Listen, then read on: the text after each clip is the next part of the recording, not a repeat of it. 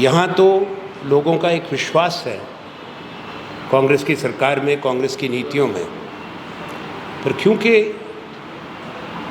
केंद्र का नेतृत्व, देश के प्रधानमंत्री, गृह मंत्री, अन्य वरिष्ठ मंत्री आ रहे हैं, फिर उनको ये राय है कि तथ्यों को जांच परख करके अपनी बात रखें और जनता को उनकी याददाश्त को इतना कमज़ोर मत समझे। कुछ लोगों की हो सकती है, पर अगर मोदी जी के अपने वायदे निकाल लिए जाएं 2014 से और वो कहाँ तक पूरे हुए या नहीं हुए, तो जवाबदेही वहाँ बनती है। 15 लाख रुपए तो जुमला बन गया, 2 करोड़ रोज़गार एक साल में देने का था। आज आज़ादी के बाद सबसे बड़ी बेकारी भारत के अंदर है। अभी हाल में प्रधानमंत्री जी ने कहा कि हम 5 साल तक और फ्री राशन देंगे। उससे क्या स्पष्ट होता है कि 5 साल में ये लोगों की तकलीफ़ बड़ी है, अमीर गरीब की खाई बड़ी है। दुनिया में एक हंगर इंडेक्स बनता है कि किस देश में लोगों को पर्याप्त पोषण नहीं मिल रहा, भोजन नहीं मिल रहा। उसमें भारत का नंबर 111वें नंबर पर। अब एक तरफ हम और हमारे अंदर क्षमता है, विश्व की एक बड़ी शक्ति है, ये बहुत बड़ा देश है, फिर 111वें नंबर पे। अपने पड़ोसी राज्यों से भी दक्षिण एशिया में हम पीछे हैं, नेपाल से, बांग्लादेश से। अच्छी बात नहीं है हमारे लिए। इसका जवाब कौन देगा? जब अगर प्रश्न भी पूछे तो नाराज़ होते हैं।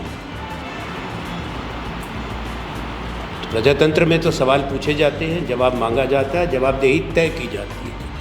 तो दिल्ली की सरकार की बात हम बाद में तय करेंगे कि देश का तो कर्जा भी बढ़ गया, 174% कर्जा बढ़ा है 5 साल के अंदर। जो डेट टू जीडीपी रेशो जिसको कहा जाता है, वो 58 लाख करोड़ था, अब वो 160 लाख करोड़ के पास पहुंच गया। ये देश का कर्जा है। 10वां साल चल रहा है, 9 साल पूरे हो चुके हैं। भारत की जीडीपी दुगनी नहीं हुई। जहां प्रधानमंत्री डॉक्टर मनमोहन सिंह जी के कार्यकाल में हम छोड़ के गए थे, वाजपेयी जी से जब कार्यभार संभाला था उन्होंने, तो देश की जीडीपी $480 बिलियन थी और दुनिया की प्रथम औद्योगिक क्रांति के बाद पहला देश भारत बना, प्रथम देश।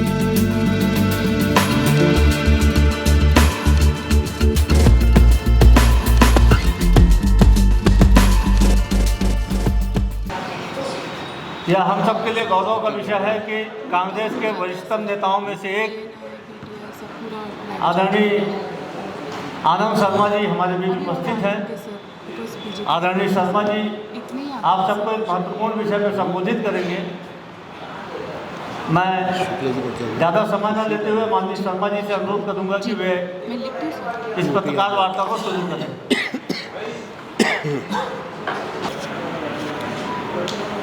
नमस्कार। ये प्रेस वार्ता में विलम्ब हुआ है तो जहाज़ देरी से आया है, उसमें हमारा कोई योगदान नहीं है। क्षमा फिर भी चाहते हैं आप में से जो आ पाए, जो ना आ पाए हों, जिनको असुविधा हुई।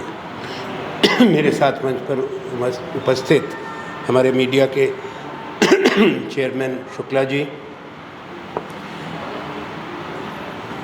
राधिका खेड़ा जी जो हमारी अखिल भारतीय कांग्रेस कमेटी से प्रभारी हैं यहाँ मीडिया का कार्य देखने में, महामंत्री मलकीत सिंह जी, अन्य हमारे प्रवक्तागण और पत्रकार साथियों, अब चुनाव, दीपावली के त्यौहार से पहले यहाँ का प्रचार चरम सीमा पर है। हर चुनाव में राजनीतिक दल अपनी बात कहते हैं, अपना मसौदा, अपनी उपलब्धियाँ, नीतियाँ, उन पे चर्चा करते हैं। भारतीय राष्ट्रीय कांग्रेस की तरफ से कांग्रेस के शीर्ष नेतृत्व ने छत्तीसगढ़ आकर मतदाताओं से अपनी बात कही है। उसमें हमारे भारतीय राष्ट्रीय कांग्रेस के अध्यक्ष मल्लिकार्जुन खड़गे जी हैं, पूर्व अध्यक्ष और कांग्रेस के नेता राहुल गांधी जी हैं, प्रियंका जी हैं, सब लोग आ चुके हैं। आपको मालूम है क्या बातें कही गई।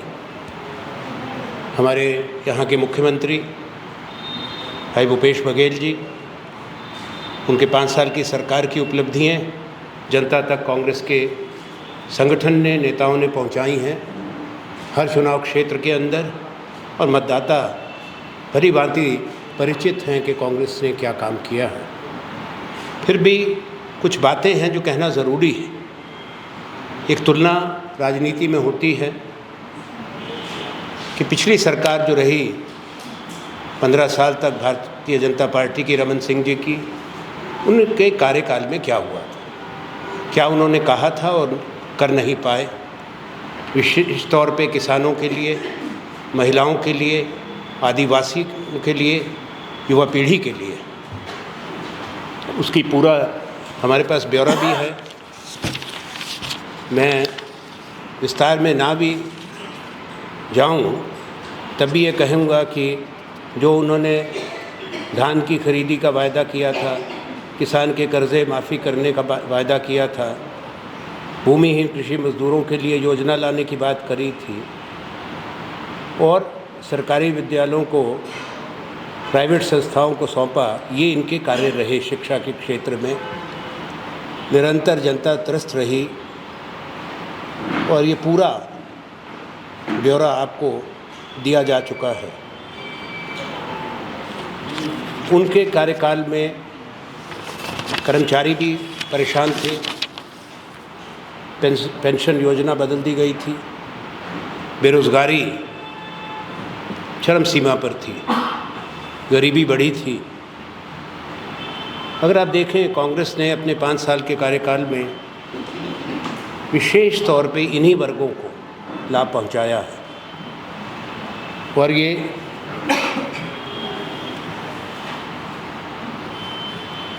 बधाई देनी चाहता हूँ यहाँ के मुख्यमंत्री को, कांग्रेस की सरकार को,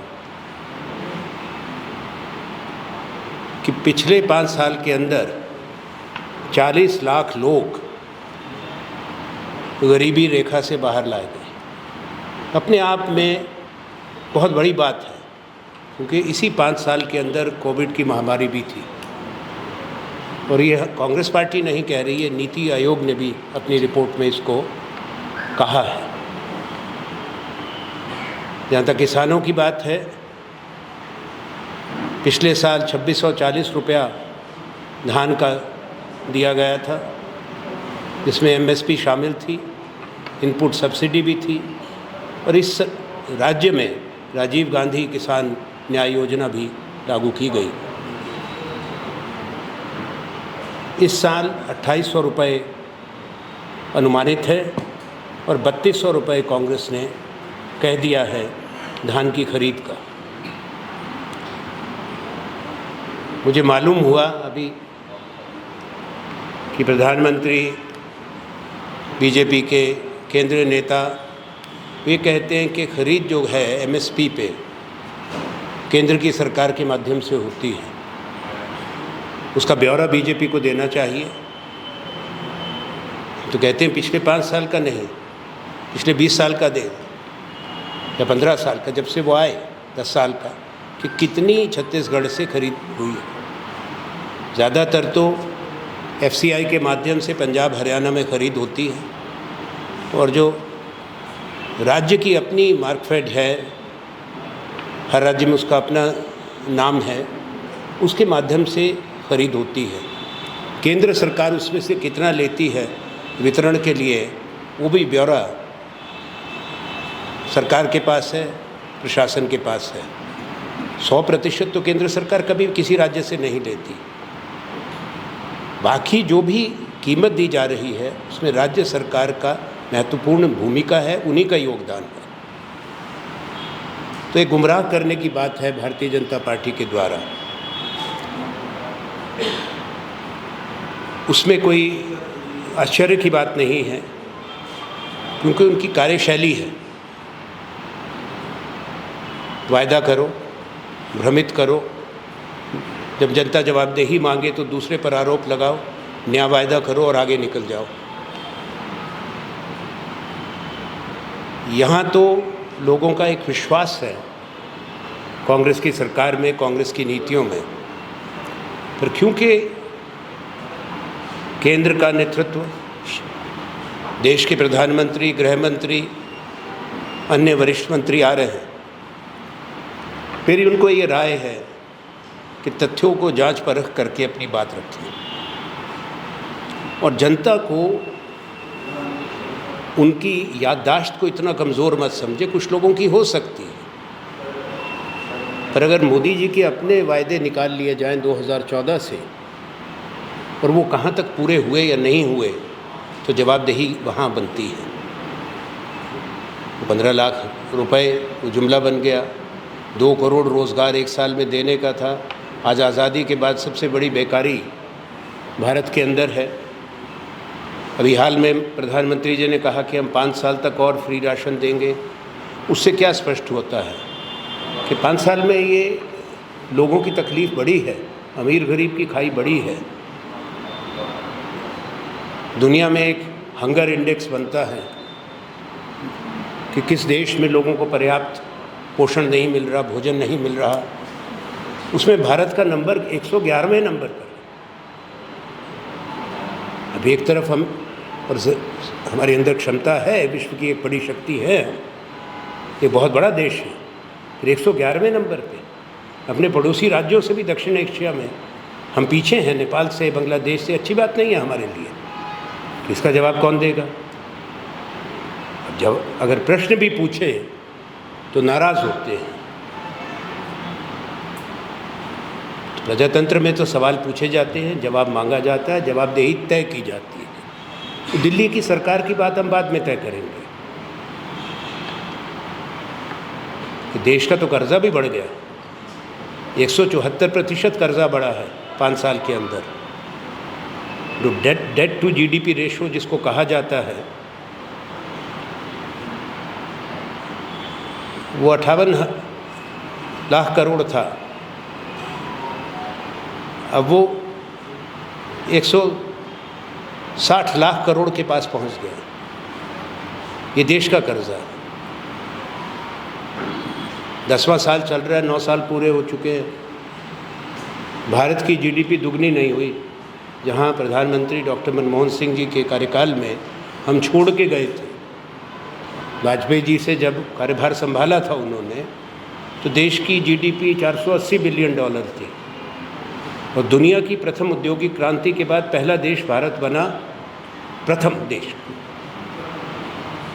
इंग्लैंड ने दुगनी की थी 1 दशक के अंदर, अमेरिका ने दूसरी औद्योगिक क्रांति के बाद 1 दशक में दुगनी करी। पहला देश जापान हुआ विश्व युद्ध के बाद जिसने 3 गुना की, दक्षिण कोरिया ने करी, चीन ने 1 दशक में करी 3 गुना। 15 साल के अंदर अंदर चीन काफ़ी तेज़ी से आगे बढ़ा था। भारत प्रथम देश बना जिसने 1 दशक में 4 गुना अपनी जीडीपी बढ़ी थी। 2 ट्रिलियन अमेरिकी डॉलर पर हमने सौंपा ये देश। आज $4 ट्रिलियन नहीं हुआ, $3.3 ट्रिलियन है। तो ये तो लोकसभा चुनाव अब आएंगे, ये कहानी यहाँ ख़त्म नहीं होगी, वहाँ ये सवाल पूछे जाएंगे। पर मैं यहाँ की आपसे चर्चा कर रहा था, जहाँ देश में 1952 के बाद जब से हमारे पास डेटा है, आंकड़े हैं, रिकॉर्ड है पूरा, सबसे ज़्यादा बेरोज़गारी हिंदुस्तान में आज है। भारत जैसे देश में जहाँ युवाओं का बाहुल्य है, 23-24% बेरोज़गारी का दर हो, गंभीर विषय है। 65-66% जनसंख्या नौजवानों की है, तो निरंतर बढ़ रही है बेकारी। सरकारी नौकरियों रिक्त पड़ी हैं पूरे देश में। भर्ती नहीं हो रही, निजी क्षेत्र में, प्राइवेट सेक्टर में रोज़गार पैदा नहीं हो रहा। प्रचार बहुत है, दावे बहुत हैं, पर ज़मीनी हकीकत उसको नकारती है पूरी तरह से।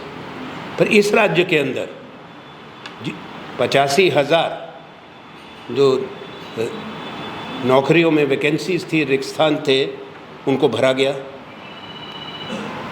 और निजी क्षेत्र में, प्राइवेट सेक्टर में नई औद्योगिक नीति लाकर 5 लाख के लगभग यहाँ रोज़गार पैदा हुआ है।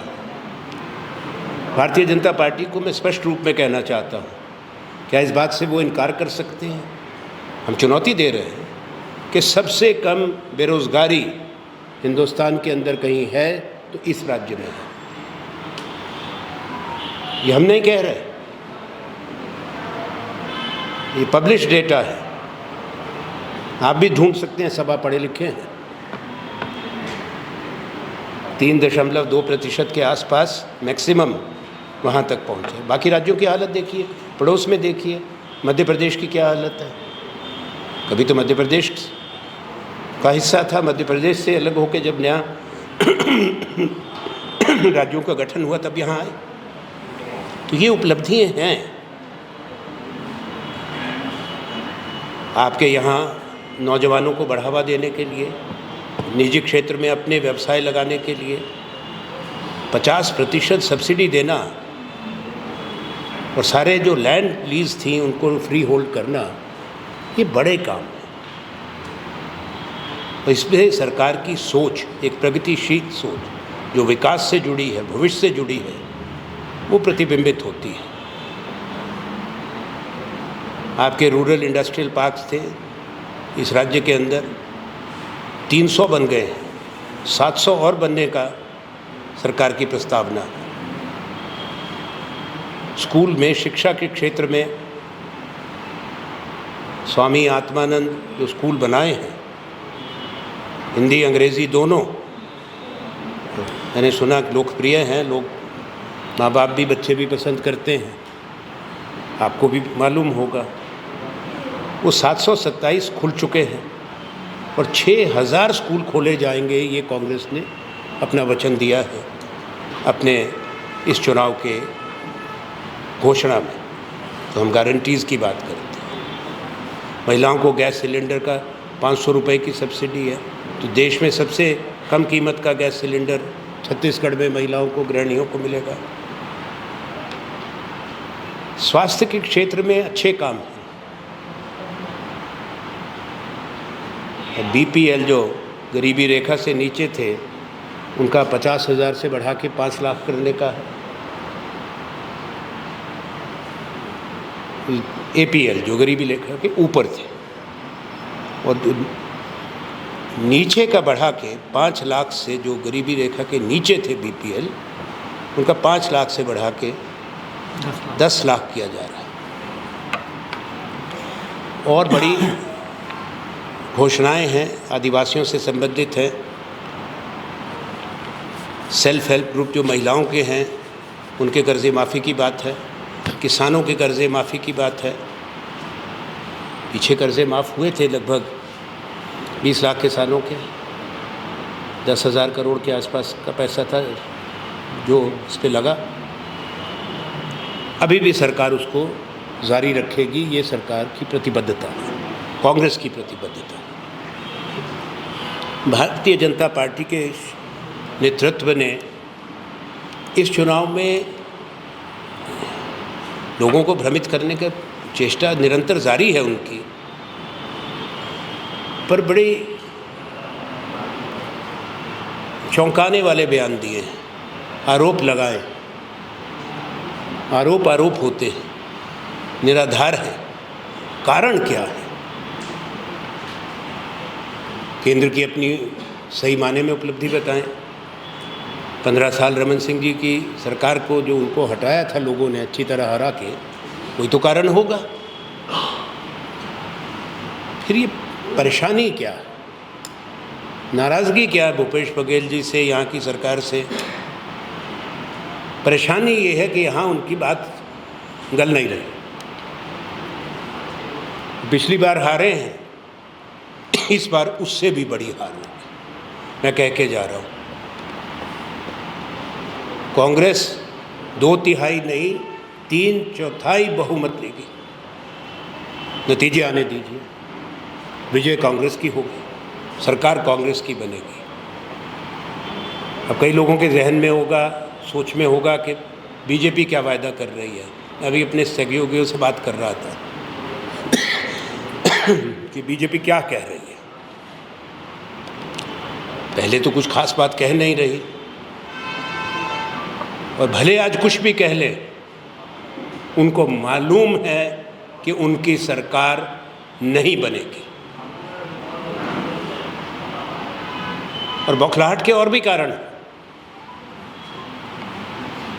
ये जो अभी राज्यों के चुनाव हो रहे हैं, कहीं भी नहीं जीत रहे। मैं तो और राज्यों में भी जा रहा हूँ, मैं कह सकता हूँ आपको। परसों मैं मध्य प्रदेश था, फिर जा रहा हूँ दीपावली के बाद। जहाँ से भी हमारे पास जानकारी और सूचना आ रही है, भारतीय जनता पार्टी के पांव उखड़ रहे हैं। उसके कई कारण, जिस तरह की उनकी राजनीति है, सोच है, जिस तरह देश के अंदर जो व्यवस्था थी शासन प्रशासन की, एक कानून के राज्य की, निष्पक्ष जांच, निष्पक्ष जो हमारी एजेंसीज हैं राष्ट्र की, उनका कार्य प्रणाली, वह सब कब्जे में ले लिया। तो एक तो उनका राजनीतिक संगठन है, एक पैतृक संगठन है, कई और सहयोगी संगठन हैं, और उनके साथ साथ ये सारी एजेंसीज को, ये दुर्भाग्य की बात है, अच्छी बात नहीं है देश के लिए। मुझे इससे कोई खुशी नहीं होती है बात कहते हुए, दुख होता है, क्योंकि बड़े योग्य लोग हैं जो हमारी बड़ी बड़ी एजेंसीज के लिए चुने जाते हैं, सेंट्रल सर्विसेज के लिए काम करते हैं। वहाँ इस तरह सरकार प्रभाव कर ले, दुरुपयोग कर ले और अपने राजनीतिक विरोधियों का निशाना बनाने के लिए इस्तेमाल करे, वो एक बहुत बड़ा खतरा भारत के प्रजातंत्र के लिए है। ये कोई अच्छी रिवायत नहीं बन रही। आज तो चुनाव तो आज है, 17 को मतदान पूर्ण हो जाएगा, उसके बाद चुनाव चला जाएगा। लोगों ने मन बना लिया है, उसके बाद फैसला आ जाएगा 3 तारीख को। 3 तारीख की पहले से मैं कांग्रेस के लोगों को कहता हूँ, आज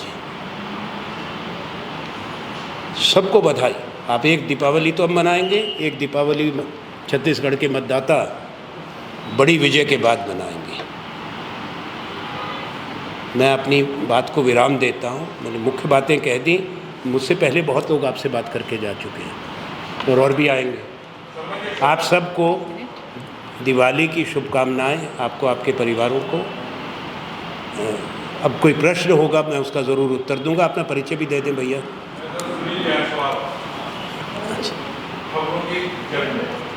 का सवाल था, देश के प्रधानमंत्री 80 करोड़ आबादी को राशन देने का, यानी 80 करोड़ आबादी भूखी है, इनको राशन 5 साल और देंगे। छत्तीसगढ़ के जो 70% आबादी है, जो किसान वर्ग जिसके आते हैं, वो इस आशा में कर्ज लेती है कि कांग्रेस की सरकार आएगी, कर्ज माफी दे देगी। आपकी सरकार केंद्र में आने वाले चुनाव में बनती है, लोकसभा में, तो आप देश की अर्थव्यवस्था की तीसरी पोजीशन में कैसे लेके जाएंगे? ये स्थितियां बनी रही तो देखिए, ये लोकसभा में बताएंगे ना।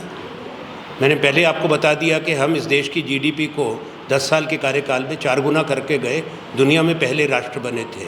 अब ये सोच तो वहाँ पे बताएंगे ना, जब मोदी जी से हिसाब मांगेंगे और अपनी तस्वीर बताएंगे कि हमारी रूपरेखा क्या है आने वाले समय के लिए। यहाँ तो इसी चुनाव की बात हो जाए। और इसमें मैं एक स्पष्टीकरण देना चाहता हूँ आपके भी माध्यम से। खाद्य सुरक्षा एक कानूनी अधिकार किसने दिया? भारतीय राष्ट्रीय कांग्रेस ने। नेशनल फूड सिक्योरिटी एक्ट वो बाध्य करता है, मनरेगा बाध्य करता है केंद्र सरकार को। उसी तरह से NFSA, केंद्र सरकार उससे बाहर नहीं जा सकती, देना पड़ेगा। प्रश्न ये है कि इतनी बड़ा जो बड़बोलापन है, इतना प्रचंड प्रचार है, बड़े बड़े दावे हैं, उसके बाद ये परिस्थिति क्यों है? हम ये कह रहे हैं उस 10 साल के, हमारे 10 साल के केंद्र में वो भी वर्ल्ड बैंक की रिपोर्ट है, उसको पढ़ लीजिए कि 22 करोड़ से ऊपर लोग उस वक्त भी, शायद ज़्यादा, गरीबी रेखा से ऊपर आए थे। यहाँ तो इस राज्य में ही 40 लाख का मैंने बताया। और कोई प्रश्न है? आपने कहा कि केंद्र ने गरीब और अमीर के बीच की खाई को बढ़ा दिया है। कर्ज माफी से क्या छोटे किसान और बड़े किसान के बीच की गेप को आपने नहीं बढ़ाया? देखो, भूमिहीन किसानों के लिए भी योजना है। कर्ज माफ़ी वो किसान समझ सकता है कि किस चीज़ के लिए कर्ज इतनी बड़ी है।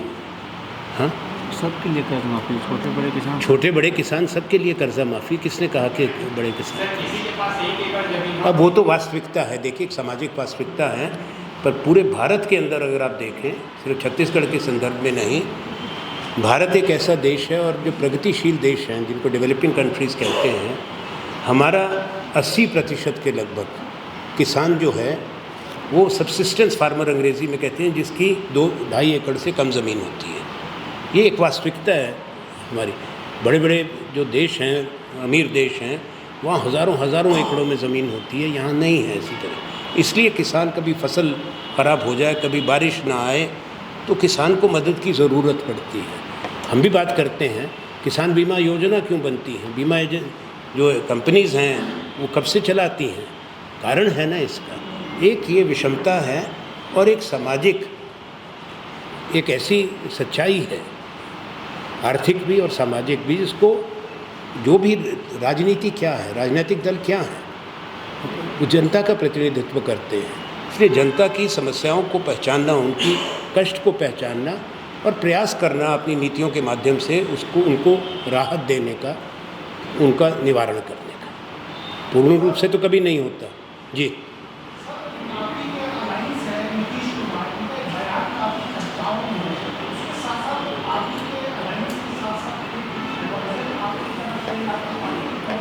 मैंने सुना ही नहीं वो बयान, पहली बात। और नीतीश का बयान है, मैं काहे टिप्पणी करूं? मुझे वो उनको कहना चाहिए ना, अगर कोई गलत बात कही है क्षमा मांगनी चाहिए, बस। अब मैं, देखिए, मैं तो कांग्रेस के मंच से बोल रहा हूँ ना, मैं किसी दूसरे दल में थोड़े हूँ। चलिए कोई और सवाल करो। जी,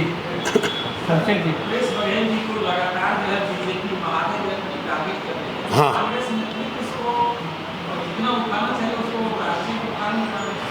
क्योंकि देखिए राष्ट्रीय स्तर पे तो कोई पूछता नहीं है कि क्या कह रहे हैं, छत्तीसगढ़ की वोट के लिए कह रहे हैं, क्योंकि बाकी तो लिफाफा इनका खाली है, कुछ ना कुछ तो बोलेंगे ना।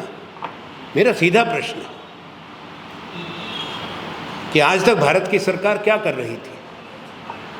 जब ये महादेव ऐप जिसका वो आज जिक्र करते हैं, केंद्र की सरकार ने क्या कार्रवाई करी, ईडी ने क्या कार्रवाई करी, आईटी मिनिस्ट्री ने क्या कार्रवाई करी? क्यों इतना लंबा समय लग गया केंद्र सरकार को इसको बैन करने का? राज्य सरकार बैन नहीं कर सकती। राज्य सरकार आपराधिक मामले दर्ज कर सकती है, जांच कर सकती है। राज्य सरकार ने 400 से ऊपर गिरफ्तारियां करी हैं, मुकदमे कायम किए हैं, प्रॉपर्टीज़ अटैच करी हैं, वो राज्य की एजेंसीज ने किया है। केंद्र सरकार से बार बार कहा है। अब मोदी जी आएंगे तो यहाँ महादेव ऐप का जिक्र कर रहे हैं, अपना भी तो बताएं क्यों नहीं बैन किया था आज तक। छत्तीसगढ़ में उनको महादेव याद आ रहे हैं और मध्य प्रदेश में महाकाल भूल गए। वहाँ पे महाकाल का स्कैम है बहुत बड़ा, शायद आपको ना मालूम हो, बाजू का ही तो राज्य आपका पड़ोसी।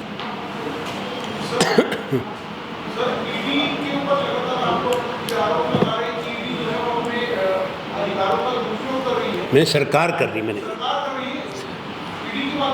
तो ईडी, देखिए जो बात जांच की होती है वो चुनाव प्रचार के लिए, उसके लिए बड़े बड़े वो के विज्ञापन नहीं निकलते। सुनिए, आपने प्रश्न किया, अब उत्तर सुनिए।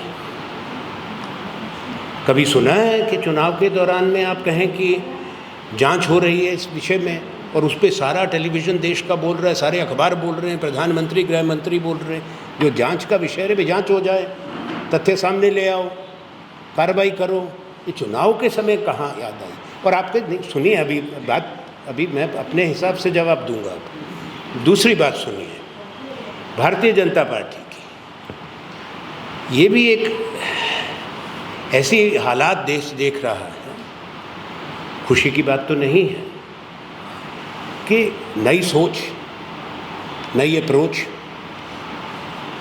तो तब सूची निकाल लें हर राज्य की उन नेताओं की जो भारतीय जनता पार्टी के विरोधी दल थे, चाहे कांग्रेस के थे, क्षेत्रीय दलों में थे, एनसीपी में थे, शिवसेना में थे, समाजवादी में थे, तृणमूल कांग्रेस में थे बंगाल में, दक्षिण के मैं गिना देता हूँ। उन पर इन्होंने हर चुनाव में, हर राजधानी में जाकर उनके नाम लेकर नामजद करके आरोप लगाए। निकालिए सूची।